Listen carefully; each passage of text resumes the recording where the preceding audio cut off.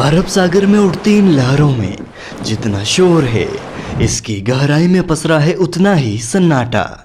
और इसी सन्नाटे में दफन है न जाने कितने ही रहस्य। जी हाँ दोस्तों, बात हो रही है समुद्र में डूबी द्वारिका नगरी की। एक ऐसी नगरी जो इतनी खूबसूरत थी कि जिसे कोई एक बार देख ले तो बस देखता ही रह जाए। ऊंची ऊंची दीवारें, बड़े बड़े गेट और उन पर की गई नक्काशी, भव्य मंदिर और महल, एक पूरा वेल प्लान शहर जिसे देखकर लगता है मानो हम कोई फिल्म देख रहे हैं। जी हाँ दोस्तों, आज आपको हम लिए चलते हैं समुद्र के 130 फीट की गहराई में, जहाँ स्वयं भगवान श्री कृष्ण की नगरी यानी द्वारिका स्थित है। साथ ही आपको इस अद्भुत नगरी के रहस्य, इतिहास और में वर्णित इसकी कथा को आपको विस्तार से बताएंगे। तो आप इस वीडियो को लाइक और शेयर जरूर करें, चैनल को सब्सक्राइब कर नोटिफिकेशन बेल को जरूर दबाएं और कमेंट में लिखिए जय श्री द्वारिकाधीश। द्वारिका को लेकर लोगों में काफी कंफ्यूजन है। दरअसल आज द्वारिका को दो हिस्सों में बांटा गया है, द्वारिका और बेट द्वारिका। द्वारका समुद्र के किनारे बसा एक छोटा सा शहर है। द्वारका शहर में ही विश्व प्रसिद्ध श्री द्वारिकाधीश का मंदिर है, जिसे भगवान विष्णु के 4 धामों में से एक माना जाता है, जहां हजारों कृष्ण दूर दूर से दर्शन के लिए आते हैं। श्री द्वारिकाधीश के दर्शन और मंदिर की पूरी जानकारी हमने हमारी इस वीडियो में बताई है, आप इस वीडियो को जरूर देखें। लेकिन दोस्तों, बेट द्वारिका समुद्र से 3 किलोमीटर की दूरी पर समुद्र के बीच स्थित एक द्वीप है, जहां खुदाई में कई सारे अवशेष मिले थे जो महाभारत काल यानी द्वापर युग के थे। यहीं पर समुद्र के नीचे करीब 130 फीट की गहराई में खोजकर्ताओं को एक ऐसा नगर मिला जिसे देखकर हर कोई हैरान था। समुद्र की गहराई में एक ऐसी नगरी देखकर आर्कियोलॉजिस्ट भी हैरान थे। इस नगरी का मेजरमेंट 12 योजन यानी 153.6 किलोमीटर का था। भागवत पुराण के अनुसार यह उतनी ही जमीन थी जितनी समुद्र देव ने श्री कृष्ण को द्वारका बसाने के लिए दी थी।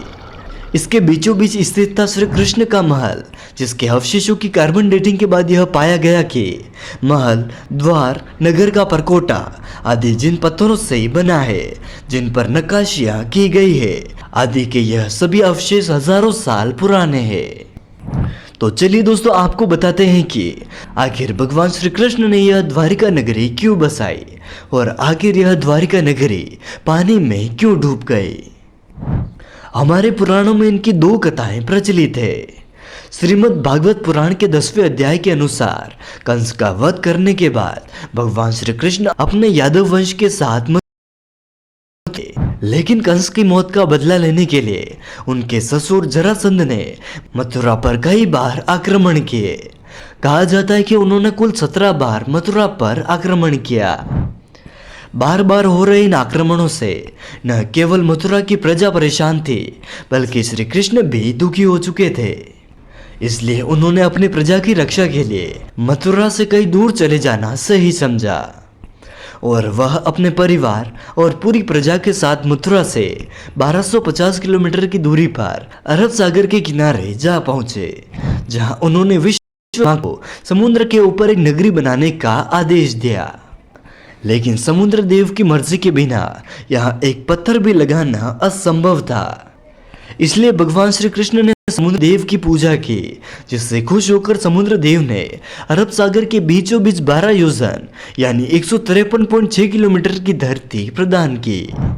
इसी भूमि पर भगवान श्री कृष्ण ने एक विशाल द्वारिका नगरी का निर्माण किया।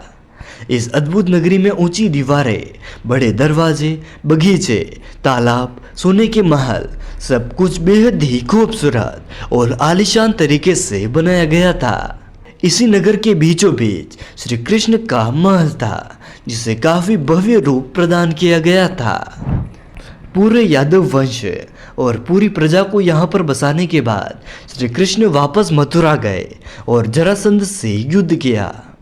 उनका वध करने के बाद वह अपने परिवार के साथ वापस द्वारिका में ही हंसी खुशी रहने लगे। लेकिन कुछ ही समय पांडवों और कौरवों के बीच युद्ध शुरू होता है, जिसमें भगवान श्री कृष्ण अर्जुन के सारथी बने। हेलो मोटो।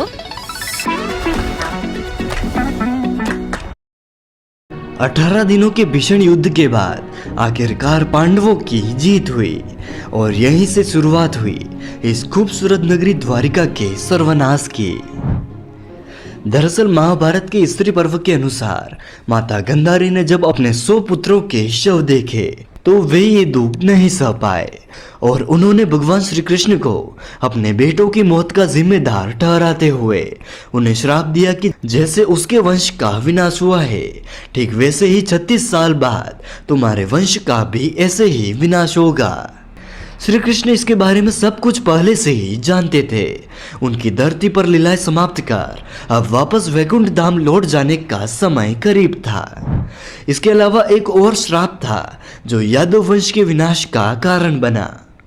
एक बार की बात है जब द्वारका के पास बसे पवित्र स्थल पंडारक में कई साधु संत आए हुए थे। उन्हें देखकर श्री कृष्ण के पुत्र सांब ने अपने दोस्तों के साथ मिलकर ऋषि मुनियों के साथ एक शरारत करने की सोची। फिर क्या था, सांब ने एक गर्भवती स्त्री का भेष बदला और साधु संतों के पास पहुंच गया। वहां जाकर उसने ऋषि मुनियों से अपने होने वाले बच्चे के बारे में पूछा। ऋषि मुनि अपने साथ हो रहे इस मजाक से क्रोधित हो गए और उन्होंने सांब को श्राप दे दिया कि वह एक लोहे के मूसल को जन्म देगा जो यादव वंश के विनाश का कारण बनेगा। अब यादव वंश और द्वारिका को 2 श्राप मिल चुके थे और इन दोनों श्रापों के पूर्ण होने का समय था। थोड़ी ही देर के बाद सांब के कपड़ों से एक लोहे का मूसल मिला। जब श्री कृष्ण के नाना उग्रसेन को इस पूरी कहानी का पता चला तो उन्होंने इस लोहे के मूसल के टुकड़े किए और उन्हें समुद्र में फेंक दिया। यही उन्हें गलतफहमी हुई कि ऐसा करने से उन्होंने यादव वंश को श्राप से बचा लिया है, लेकिन ऐसा नहीं था। भगवान के लिए भी इन श्रापों को पूर्ण करना आवश्यक था। इस कारण जैसे ही उग्रसेन मूसल के टुकड़ों को समुद्र में फेंकते हैं, उन्हें एक मछली निगल लेती है। इसके बाद वह मछली मछुआरों के जाल में फंसती है। जब उसे चीरा जाता है तो उनके पेट से ही लोहे के मूसल के टुकड़े निकलते हैं, जिसके बाद एक शिकारी उन लोहे के टुकड़े को इकट्ठा करता है और एक जहरीले तीर को बनाता है। इस तरह टुकड़े टुकड़े होने के बाद भी यह लोहे का मूसल एक बार फिर तैयार हो जाता है यादव वंश के विनाश के लिए। अब 36 साल बीत चुके थे और वह समय आ चुका था जब माता गंधारी के श्राप को सच होने का समय था। पूरा यादव वंश नशे की लत में डूब चुका था। धीरे धीरे उन्होंने आपस में ही लड़ना शुरू कर दिया। अंदर ही अंदर यादव वंश में युद्ध छिड़ गया। भाई को मारने लगा और धीरे धीरे पूरे राजवंश का विनाश होने लगा। यह सब देखकर बलराम जी, जो कि स्वयं शेषनाग के अवतार है, उन्होंने इस धरती का त्याग कर दिया और भगवान श्री कृष्ण भी जंगलों की तरफ निकल पड़े। कुछ देर चलने के बाद वह एक पीपल के पेड़ के नीचे जाकर लेट गए। तभी एक शिकारी ने उन्हें हिरण समझकर उन पर तीर चला दिया। दोस्तों, यह वही शिकारी था जिसने मछली के पेड़ से निकले टुकड़ों से तीर बनाया था और यह वही जहरीला तीर था जो लोहे के मूसल से बना था। जैसे ही यह जहरीला तीर श्री कृष्ण के पैरों पर लगा, भगवान श्री कृष्ण अपनी लीला पूर्ण कर अपने वैकुंठ धाम लौट गए और इसी के साथ पूरे यादव वंश का विनाश हो गया। जब अर्जुन को इस बात का पता चला तो वह दौड़कर द्वारिका पहुंचे, लेकिन तब तक वह सब कुछ खत्म हो चुका था। पूरी द्वारिका आग में जल रही थी। इसके बाद अर्जुन ने जैसे जैसे खुद को संभाला और जलती हुई नगरी से लोगों को बाहर निकाला। खाली होते ही द्वारिका नगरी हमेशा हमेशा के लिए समुद्र में समा गई और इस प्रकार यह भव्य नगरी आज हजारों सालों के बाद समुद्र के 130 फीट नीचे आज भी अपनी भव्यता को संजोए हुए है। हजारों सालों के बाद और समुद्र के नीचे रहने के बावजूद यह उसी द्वारिका के अंश होने का प्रत्यक्ष प्रमाण दे रही है। तो दोस्तों, उम्मीद करते हैं आपको हमारे द्वारा दी गई यह